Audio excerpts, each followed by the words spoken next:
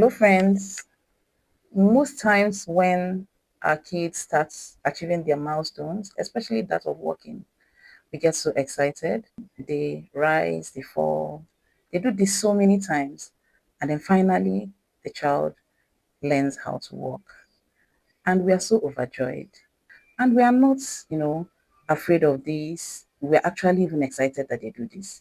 But as a child continues to grow, into their late childhood and into the teens, there is this change in our perspective of how we view failure in our children or how we view this rise and falls in our children. We tend to start being overprotective as parents, and this does not help our children. A parent who tries to shelter their child from any form of physical, emotional, or mental pain and tries to do this by cushioning them from the normal blows that would come from everyday life, is trying to be overprotective. And this does not help the child at all. So you see this in parents that go all the way to, do their children's homework by themselves and allow the child to go and submit in school. Parents who go all the way to maybe the teacher or a coach to ask, why is my child not getting a particular grade?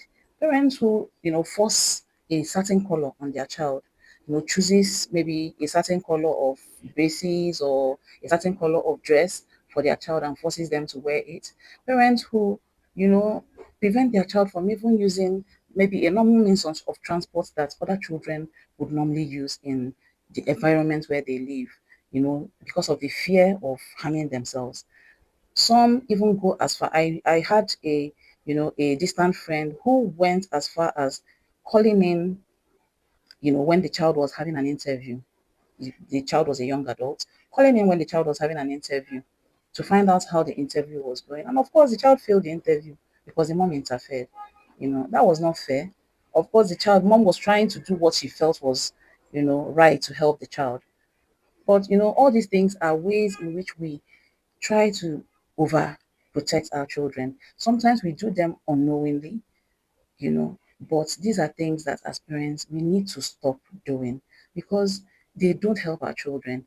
When we overprotect our children, what we get is that we see ourselves as super moms or super dads, and this inflate our self-confidence as parents. It makes us boost our ego as parents. But at the end of the day, what does it do to the children? It deflates their self-esteem.